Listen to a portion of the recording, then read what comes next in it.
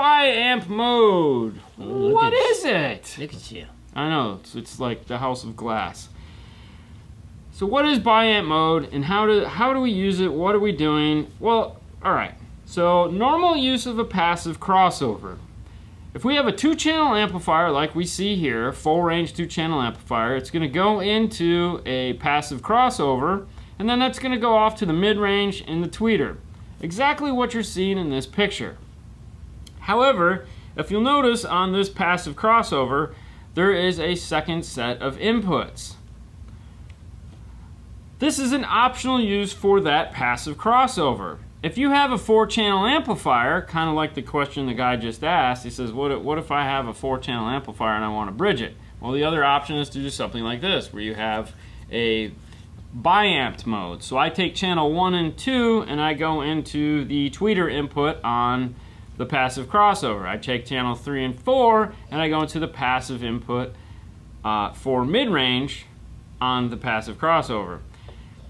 That will allow me to use the tweeters on 2 channels and the mid-range on 2 channels. It's not an active system, and we'll explain why in a second, but it gives me controls like an active system. So I have volume control for my mid-range, now I have volume control for my tweeter. Most passive crossovers have some form of attenuation for the tweeter. This is just going to take it one step further and allow us to attenuate things better. Now, a lot of you guys are going to say, hey, well, I have a 4-channel amplifier, why don't I just go active? Well, there's a reason for that. In order to go active out of a 4-channel amplifier, you have to have a crossover that has a high enough filter to limit the frequencies for the tweeter. You also need to have a bandpass filter for the mid-bass. If you look at the 2-channel, if you look at channel 1 and 2 on this particular drawing, you'll notice that there's black boxes as well as clear. And then it says high, low, or high, off, and low.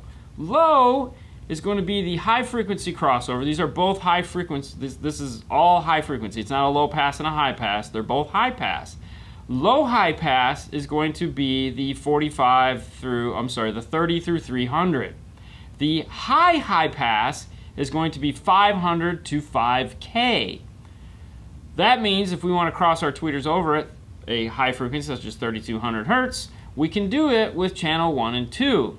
If you look at 3 and 4, you'll notice where it says high pass, off, or band pass.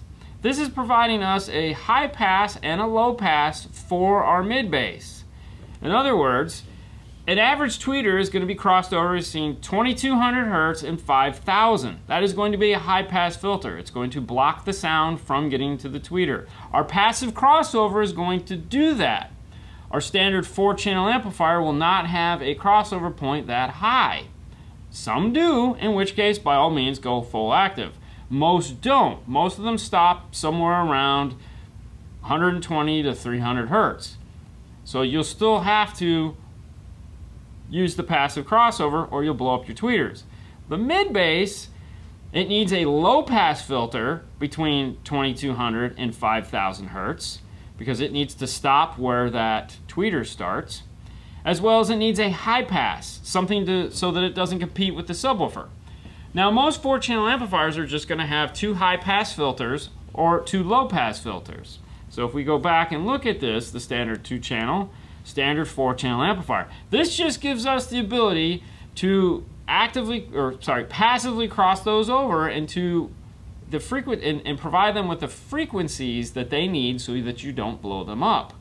It also gives you a little bit more control in the sense that you can now independently control the front and rear, the tweeters and the rear all on their own. So this is what it means to do biamp. I know, right? Questions? Questions? Anyone? Bueller? Bueller? Thank you for Thank you for watching, guys. So, one more slide. Hold on. Examples of biamp. All right.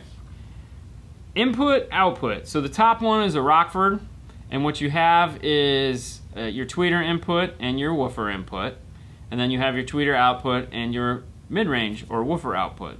The bottom one is a Morel. They have a theirs uses a wire, external wire that you would remove.